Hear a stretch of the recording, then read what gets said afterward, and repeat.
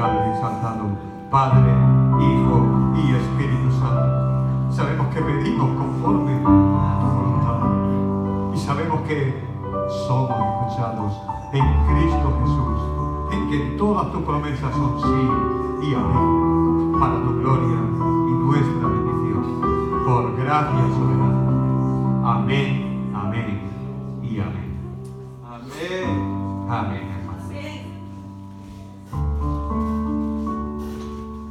Bueno, hermanitos.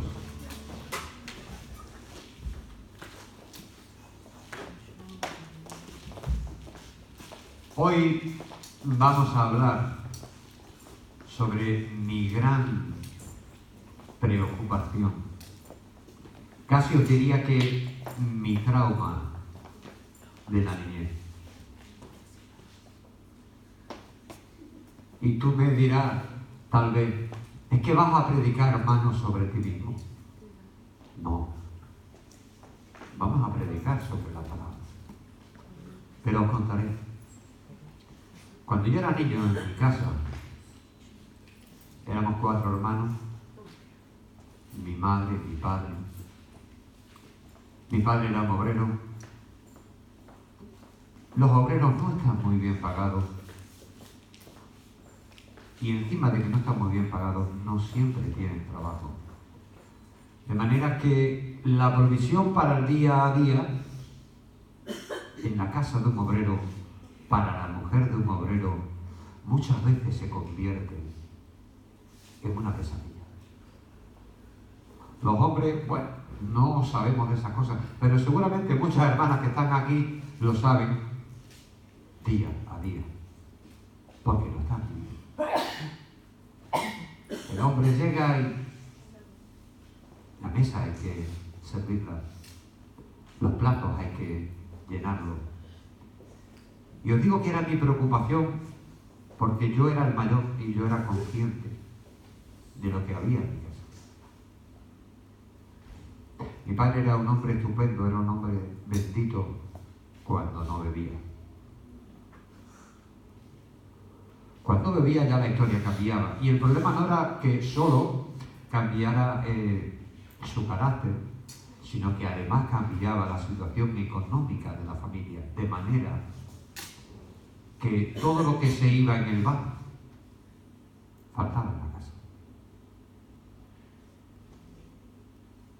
Eso a mí me hizo durante un tiempo, durante bastante tiempo, exactamente hasta que conocí al Señor, vivir siempre preocupado por la economía.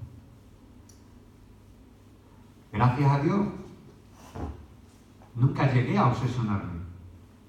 Y gracias a Dios, un día, a los 20 años, escuché hablar de Cristo, supe que me amaba a pesar de cómo era, que me ofrecía vida, que me ofrecía salvación y que me ofrecía una vida diferente. Y le acepté. Y bueno, a partir de ahí, como os digo, ese problema ya pasó a un segundo plano. Pero ese es un problema que para muchas personas que no conocen al Señor es una realidad que están viviendo cada día. La preocupación, la lucha para conseguir lo necesario. Y es un problema que es real, es un problema que Dios conoce, es un problema que Dios está permitiendo porque Él tiene un plan para esa persona. No es porque Dios se deleite en que la persona tenga escasez, en que la persona de cuando en cuando o casi siempre le esté diciendo a su niño que esto no se puede, que aquello tampoco y que el otro no lo hay. No, no es que Dios se deleite en eso. Es que nosotros tenemos un Dios de misericordia que usa todas las circunstancias en la vida de las personas para llamar la atención de la persona a Él. Los españoles tenemos un refrán que dice que nos acordamos de Santa Bárbara cuando truena. Es verdad. Nos acordamos de Dios cuando tenemos problemas. Por eso Dios lo permite. Sin embargo, algo que, aun aparentemente siendo malo, Dios lo está permitiendo porque tiene un propósito bueno, haciendo a la persona que tenga la oportunidad, la razón y el motivo de buscarle a Él. En algunos se convierte ya en una obsesión. Es normal, hermano, entre comillas, y dentro de unos límites sanos, preocuparte por el día a día y por el día de mañana. Eso es normal y es humano. Lo que ya no es normal es que te inquietes demasiado. Y lo que ya está desaforado y fuera de sitio es aquel que no trabaja para vivir, sino que vive para trabajar. De aquel que no vive para disfrutar las cosas, sino sencillamente para atesorarlas. De aquel que cree que toda su valía, que todo su valor, que toda su autoestima depende de lo que tiene y no de lo que es. Realmente, hermano, hay mucha gente en este mundo y es bueno que nosotros tengamos el conocimiento de lo que la Escritura dice para evitarlo. Hay gente en este mundo que tiene el orden de valores invertido, que tiene el enfoque sobre su vida equivocado, que en lugar de buscar a Dios, ha desechado a Dios y está haciendo de cosas secundarias, aun cuando sean necesarias, o de cosas superfluas que no las necesita para nada su propio Dios. Porque está viviendo para conseguir en lugar de para ser. Eso está ocurriendo fuera. Y eso al final solo lleva al desastre. Pero a veces eso se pega también a la iglesia. A veces el mundo, por el hecho de que estamos continuamente en medio de él, empieza de manera sibilina y nosotros de manera inconsciente a meter en nuestro coco el esquema mental del mundo. Tener, tener, tener, tener, tener. Pero la receta de Dios no es tener, tener, tener, tener, tener. Porque Dios sabe que ninguna de las cosas que tú puedas alcanzar, aun cuando alcanzares y ganares el mundo, podría salvar tu alma. ¿De qué le sirve al hombre ganar el mundo si pierde su alma? ¿Os acordáis? La madre del borrego de la vida no está en tener, tener, tener, sino en ser, ser, ser. Ser discípulo de Cristo, ser seguidor de Cristo, ser hijo de Dios, ser siervo entregado. Esa es la auténtica felicidad del hombre. Pero el mundo tiene otro esquema de valores. Y el Señor en esta noche nos va a enseñar un poquito acerca de ese tema. Nos vamos a ir a Mateo capítulo 6, versículos del 19 hasta el 21.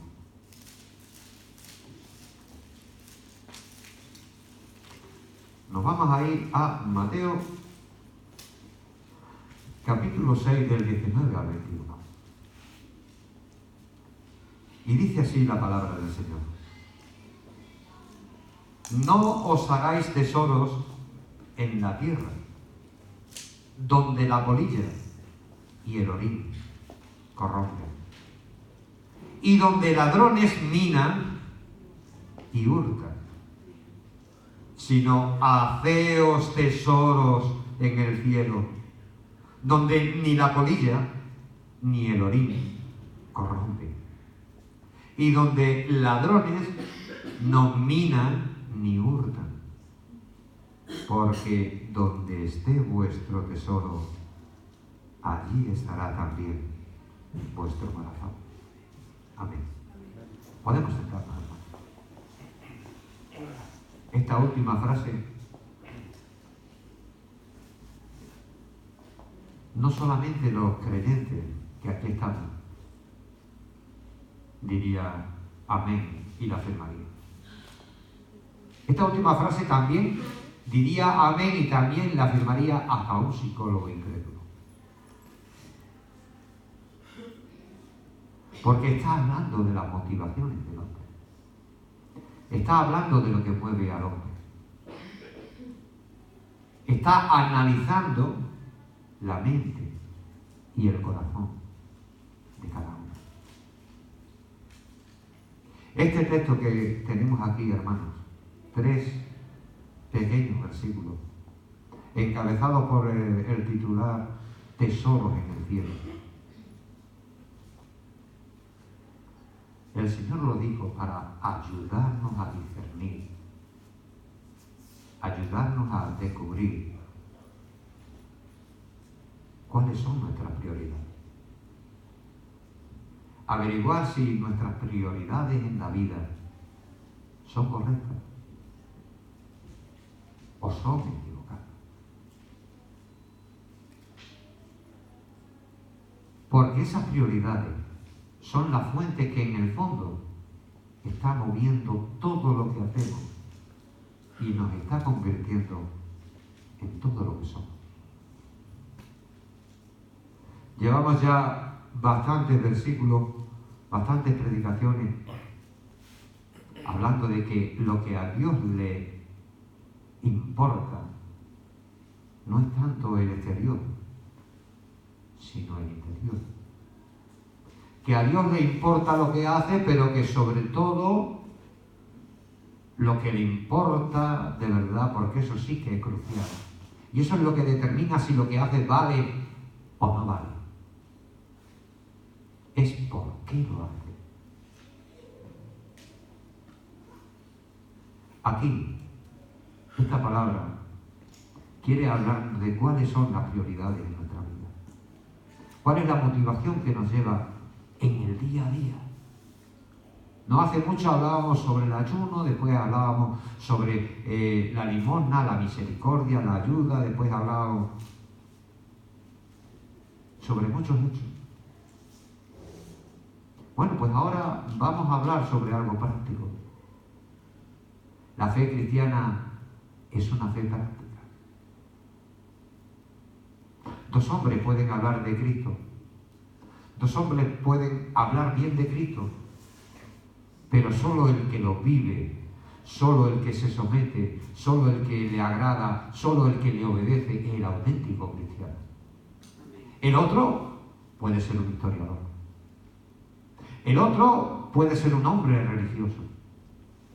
Pero lo que de verdad define al cristiano no es solo lo que cree, es que vive lo que cree. Y vive lo que cree de corazón y no de boquilla ni en apariencia. Bueno, en esta vida, hermanos, todos sabemos que lo bueno, esta no es una vida planificada. Lo bueno es establecer una prioridad. Lo bueno es saber en qué dirección estás yendo. Y las prioridades siempre tienen un orden. Las prioridades no van juntas en pelotón. Las prioridades van en fila india. El número 1 primero, el número 2 después, el número 3 después, el número 4 después, el número 5 después. Y de lo que se trata aquí en este texto es de averiguar qué número le has puesto tú al Señor en tu vida? Jesús está aquí hablando acerca de lo que tú quieres alcanzar en esta vida. ¿Qué es lo que tú quieres tener en esta vida? ¿Qué es lo que tú buscas en esta vida? ¿En qué inviertes tu tiempo en esta vida? En suma, ¿qué es lo que tú valoras en esta vida porque sabes que tiene valor? El pueblo judío, hermanos, valoraba de una manera muy práctica, de una manera muy racional, varias cosas en su vida. Pero sobre todo, eran bastante sensatos. Ellos valoraban la riqueza. Por eso, el pueblo judío llegó a tener un problema con la riqueza. El problema del hombre es que no todos eran capaces de decir aquello que oró David. Señor, no me hagas pasar hambre para que no maldiga tu nombre, para que no quede tu nombre en entredicho, pero no me hagas tener de sobra para que no me olvide de ti. El pueblo de Israel tenía sus propias ideas acerca de lo que era la riqueza. En este mundo también. La gente está obsesionada por tener y la gente está obsesionada por lo material. Los judíos, hermanos, consideraban tres cosas como señales de riqueza. Como señales de una vida de alguien que podía mirar a los demás como poco a su altura y a ser posible por encima del hombre. La primera cosa que ellos consideraban como riqueza, aquello en lo que empleaban su vida y a lo que dedicaban todos sus esfuerzos, en muchas ocasiones olvidándose de Dios completamente o poniendo a Dios en un segundo, tercero, cuarto o quinto plano. La primera de esas cosas que ellos consideraban su tesoro eran cosas que la polilla podía destruir. Yo, hermanos, traté durante mucho tiempo a los hermanos gitanos. Tengo muy buenos amigos en el pueblo gitano de Extremadura. Hombres de Dios que yo soy un enano comparado con ellos. Como el hermano Antonio o el hermano Piti. Y yo he observado que, claro, cada pueblo tiene sus costumbres y cada pueblo además tiene su propia valoración de lo que es la riqueza. En el mundo occidental el patrón de la moneda es el oro. En el pueblo gitano también el oro. Tú observas a un hermano gitano y puede que esté muy consagrado, pero tú le vas a ver que el hombre lleva su cadena, que el hombre lleva sus anillos, que el hombre tal, porque es una cuestión de cultura. El pueblo gitano asocia el oro a una señal de bendición, a una señal de riqueza de parte de Dios. Los judíos también. Los judíos tenían su propia valoración. ¿Y sabes cuál era? La ropa. El pueblo judío tenía su propia valoración de lo que era la riqueza, pero no era tanto el oro, fíjate. El pueblo judío valoraba la ropa, hasta un punto que eso era para ellos una señal de riqueza. Para el pueblo judío no era tener un Volvo en la puerta y no era tener 5 anillos en la mano, era tener una ropa de seda fina, o de lino fino, o de morado, que era el color de los reyes. Tener entonces una capa de color morado, de color rojo, eso valía un pastón. Y no solo por el tejido en sí, sino porque para teñirla había que sacar unos crustáceos del mar, que eso era jugarse la vida. Y por tanto era algo que estaba muy pagado. Por eso los emperadores romanos vestían de púrpura. No simplemente por la tela, era porque teñir aquello de púrpura costaba sangre, costaba vida, costaba trabajo. El pueblo judío decía que la riqueza estaba en la ropa. De manera que lo podéis ver en Giesi. ¿Os acordáis? Se ha nombrado aquí hace poco. Cuando Eliseo sana a Naamán y Naamán le dice, oye, que te voy a... No, tranquilo, ¿eh? Y él se va. Giesi, que era muy espabilado, fue detrás para decirle, oye, que mira, que Eliseo ha cambiado de opinión. Dame... ¿Qué le pidió? Una de las cositas que les pidió fue 2 vestidos de gala. No de faena, ¿eh? No, le pidió 2 vestidos de gala. Acán, aquel famoso rebelde que se rebeló contra el Señor, si os acordáis, había guardado en su tienda, debajo de su tienda, algunos tesoros, entre los cuales había un paño de Sina, un manto de Sina. El pueblo judío asociaba la riqueza a la ropa. El pueblo judío además asociaba la riqueza a lo que aquí en la Escritura dice, donde la polilla y el orín corrompen. La polilla está refiriéndose a la ropa que hemos tratado. Sí. Y ahora el orín que corrompe, en realidad el original lo que está diciendo ahí es brosi. La palabra brosi, hermanos, significa algo que devora. En resumidas cuentas, para el judío una señal de riqueza, algo por lo que ellos luchaban, algo que les motivaba a ellos era la comida. Había épocas de hambruna. La comida garantizaba la vida de tu familia, tu propia vida, tu propio poder, tu propia autoridad. La comida era una señal de riqueza. Pero el Señor vuelve a decir lo mismo. No os hagáis tesoros en la tierra donde la polilla y el orín corrompen. No valores tanto la comida. Porque la comida es algo que Dios va a proveer. El tema es que cuando tú inviertes el orden y en vez de buscar a Dios, busca los dones de Dios, las cosas no van bien.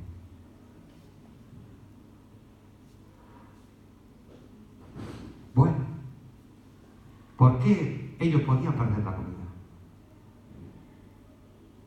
Ellos habían hecho su tesoro de la comida. Sin embargo, las comidas, los granos, las almazaras, los almacenes, con frecuencia se veían asaltados por plagas de insectos, por plagas de ratas, por plagas de ratones. Ellos estaban confiando en lo que tenían.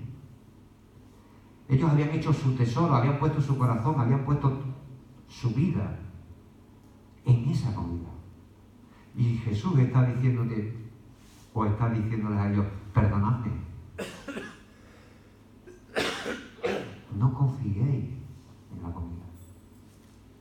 No confiéis en la comida que tenéis allí guardada. ¿Os acordáis de aquel que estuvo durante años y años y años acumulando, guardando y tal? Y tuvo que hacer unos almacenes más grandes para acumular todo lo que tenía.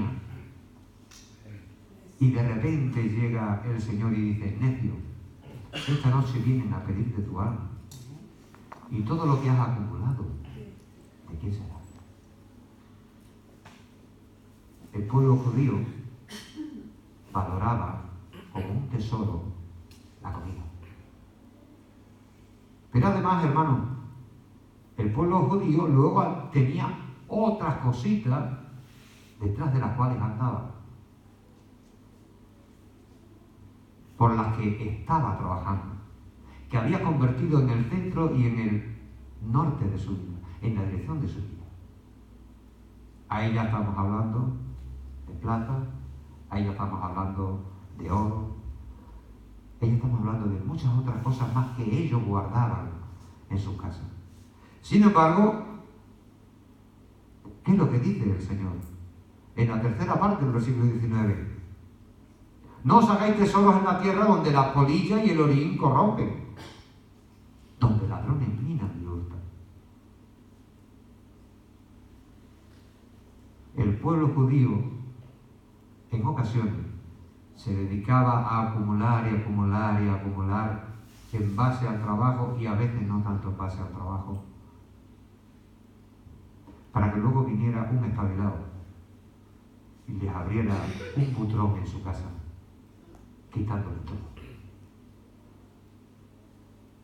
Los ricos, bueno, tenían un poquito más fácil proteger su riqueza.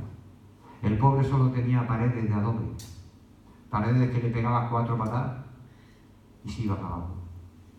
El rico tal vez tuviera un poquito más de consistencia, pero sí te digo una cosa, al final ni el rico ni el pobre tenían garantizado que no les pudiera llegar una visita inoportuna e inesperada, que les quitara todo aquello en lo que confiaban. En el fondo aquí lo que el Señor está diciéndote es que ¿para quién estás viviendo? ¿Estás viviendo para la tierra? ¿O estás viviendo para el Señor? ¿Estás viviendo para ti? ¿O estás viviendo para el Señor? Hay gente, hermano, que en un abrir y cerrar de ojos han perdido todo cuanto poseían. Porque eran tan pobres que solo poseían cosas. De manera que su vida se vino abajo, se hundió y se destrozó. Y sin embargo hay gente que ha perdido todo lo que poseía,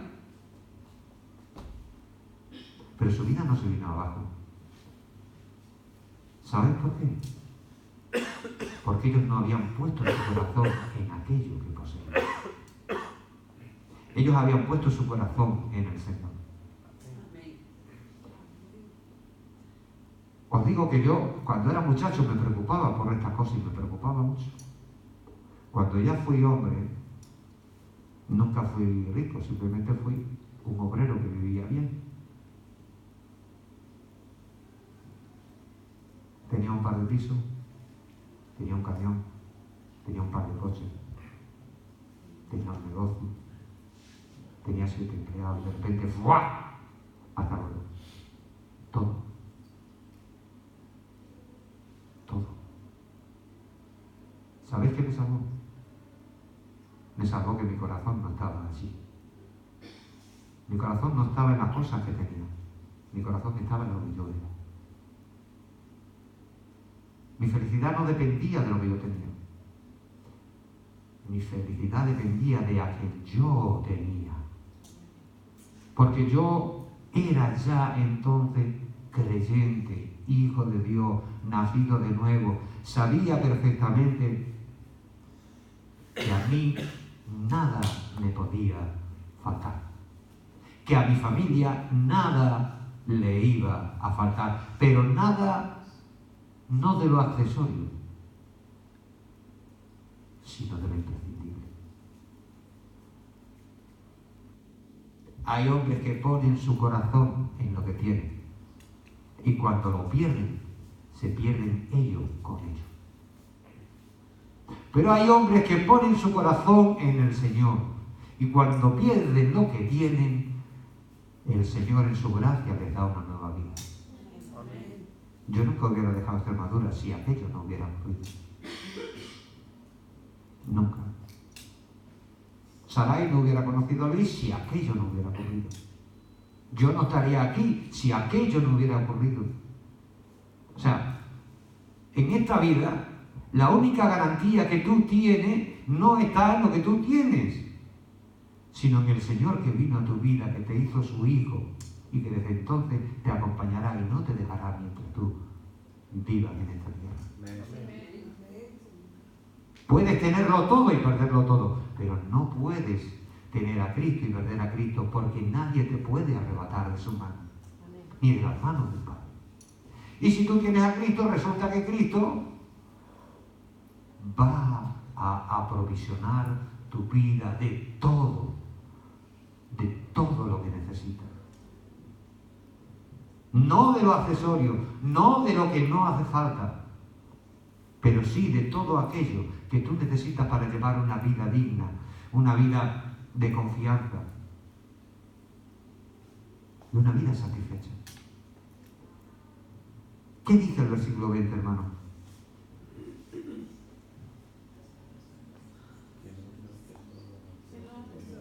Haceos tesoros en el cielo. ¿Por qué el Señor dice haceos tesoros en el cielo? Porque que Dios esté contigo, que Dios te ame, que Dios esté pendiente de ti, que tú seas su hijo, eso no implica que no puedan suceder en tu vida situaciones en las que en un abrir y cerrar de ojos lo pierdas casi todo. Y digo casi todo porque si tú eres su hijo no perderás la fe. ¿Os acordáis de Job?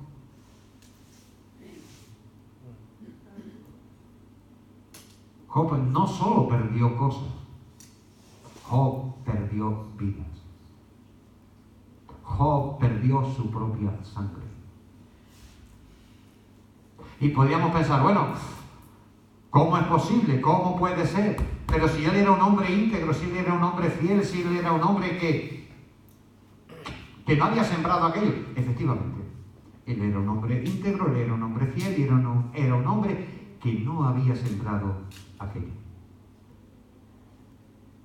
Pero Job no era consciente de que a su alrededor se estaba desarrollando una película en la que él iba a ser el protagonista, que iba a sostener y que iba a proclamar la gloria de Dios y la fidelidad del hombre. Él no sabía eso. Él no sabía que allí se estaba dilucidando, se estaba viendo quién tenía razón. Si Dios, que decía que Job le amaba porque era un hombre bueno y fiel, o si el diablo, que decía que Job le amaba porque no le interesaba.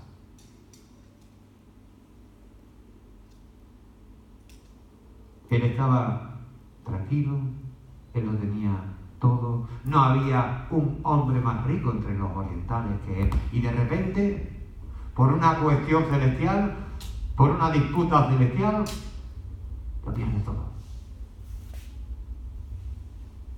Tú y yo no somos Job, ¿eh?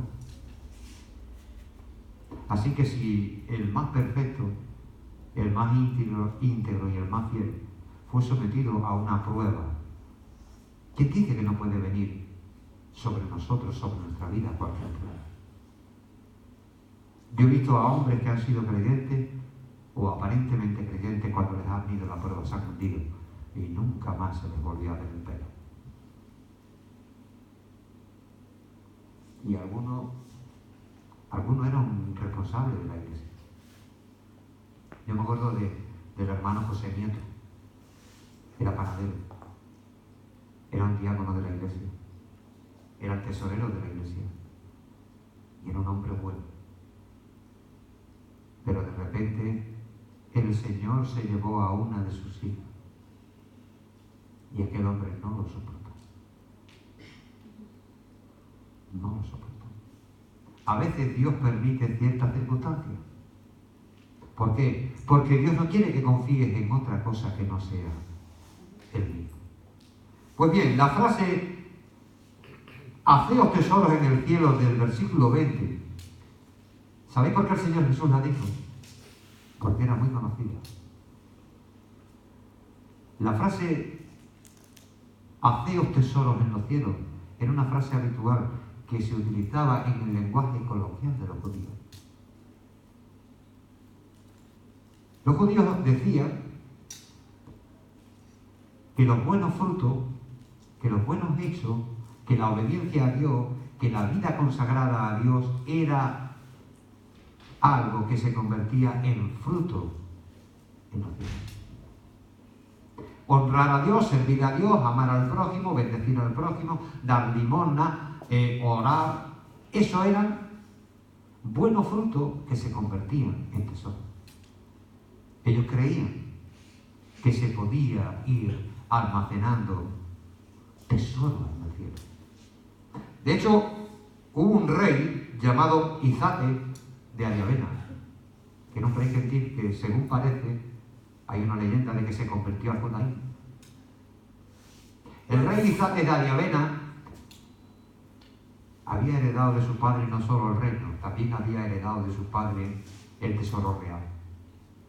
Y el rey Izate empezó a gastar su tesoro. Pero ¿sabes en qué gastó su tesoro? En ayudar a la viuda, en proveer al huérfano, en sanar a los enfermos. De manera que el rey Izate dio un gran testimonio y se volvió muy popular en medio de su pueblo. Pero sus hermanos estaban que brindaban con él. Porque decían, estás gastando, estás destruyendo, estás consumiendo el tesoro de nuestro Padre. Pero no solo el tesoro de nuestro Padre, el tuyo también. ¿Sabes lo que le dijo el rey Izate a sus hermanos? Yo no estoy destruyendo ningún tesoro. Solo estoy invirtiéndolo de la tierra al reino de los cielos. Así era como veían los judíos. El amar a Dios, el obedecer a Dios, el bendecir al prójimo. Los judíos creían que ese era de verdad el tesoro. La propia iglesia, hermano, en los tiempos de la persecución de un emperador que se llamó Decio, que fue uno de los que desató una persecución horrorosa y sangrienta, pues resulta que localizaron una iglesia. Los oficiales romanos localizaron una iglesia.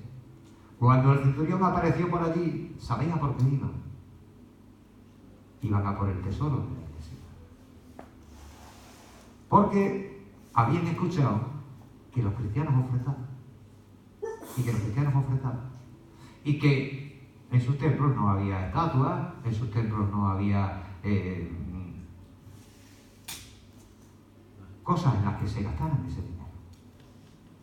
De manera que ellos creían que allí debía de haber una pasta gansa acumulada, como ocurría en el templo de Jerusalén.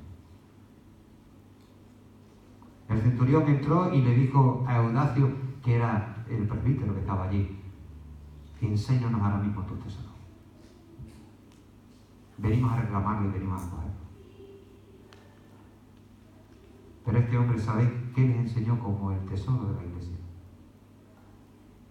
Los niños a los que alimentaban, a los que cuidaban y a los que opinaban, los ancianos a los que curaban, la viuda a las que atendían y a las que aprovisionaban. En esta vida, hermanos, hay dos tesoros al alcance del creyente.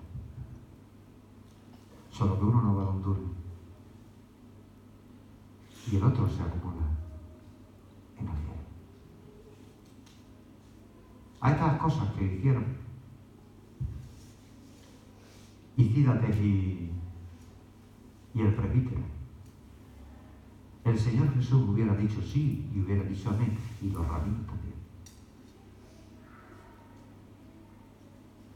Porque hay gente que busca atesorar para sí. Hay gente que busca atesorar sencillamente para tratar de estar por encima de los demás. Hay gente que cree que por tener más va a ser más y va a satisfacer ese sentimiento de inferioridad y de incapacidad que en el fondo tiene. Pero la Escritura, todo lo que dice es que aquello que se acumula con fines egoístas, al final se pierde. Da igual, hermanos, si lo corrompe el tiempo como la cena. Da igual si lo corrompen las plagas como al trigo. O da igual si se lo llevan los ladrones como aquello que ellos almacenaban en sus casas y el ladrón llegaba y hacía un putrón. Da igual. Aquello que uno acumula, al final acabará perdiendo. Porque si no ocurre ninguna de esas tres cosas, hay una cosa que está muy clara. El día que uno se va, eso se queda. Hay un dicho español que dice que una mortaja no tiene bolsillo. A este mundo no trajimos nada. Y desde luego de este mundo nada material, nada de valor para el mundo, para lo que el mundo valora, podremos sacar de él. Sin embargo, aunque no hemos traído nada a este mundo, sí podemos llevarnos algo de este mundo. Algunos dicen, bueno, nada hemos traído y nada nos llevaremos. No es verdad, hermano. No es verdad. La realidad es que los hermanos que viven para Dios, aquellos que viven consagrados a Dios, aquellos que de verdad están obedeciéndole, que de verdad están agradándole, que están amando a Dios sobre todas las cosas y a su prójimo como a sí mismo, están haciendo tesoro en los cielos. Créelo.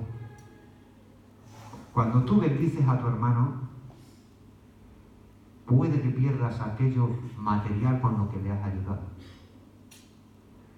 Puede que pierdas ese tiempo que podías haber dedicado a algo que a ti te agrada, pero se lo diste a él para apoyarle, para ayudarle. Cuando tú bendices a tu hermano, te puedo asegurar que arriba se está contabilizando. Arriba se está contabilizando. Delante de Dios, nada bueno que tú hagas se perderá. Delante de Dios, todo lo bueno que tú hagas no es otra cosa que una inversión que dará beneficios por la eternidad. Pero es cuando tú tienes un orden y una idea correcta de lo que de verdad es valioso en esta vida y de lo que no. Muchas veces nos dejamos llevar por los de fuera. Por los de fuera. No voy a hablar de esta iglesia, pero sí voy a hablar de otras. Gente que quiere ir con el último poder a la puerta. O gente que, si en vez de hacer 8 horas tiene que hacer 12, ten por seguro que las va a hacer para tener el mejor piso o los mejores muebles o cualquier otra cosa. El tema en la vida, hermano, no está en lo que tienes. Lo que aquí el Señor te está diciendo es que lo importante no es lo que tienes. Lo importante es a quien tienes. Si tú tienes a Dios en tu vida, Dios proveerá para toda necesidad. Nada te hará falta. Y todo lo demás o bien sobra o bien no imprescindible. El versículo 21, hermanos, es un análisis que cualquier psicólogo firmaría.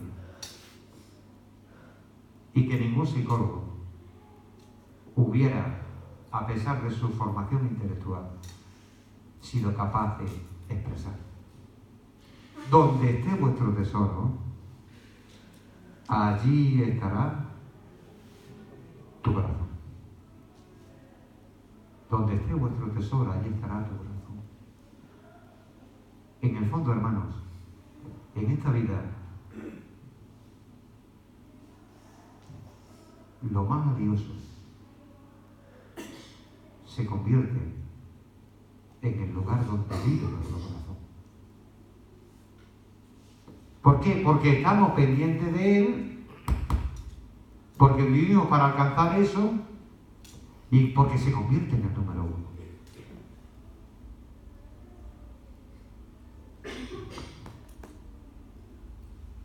Pero si tu tesoro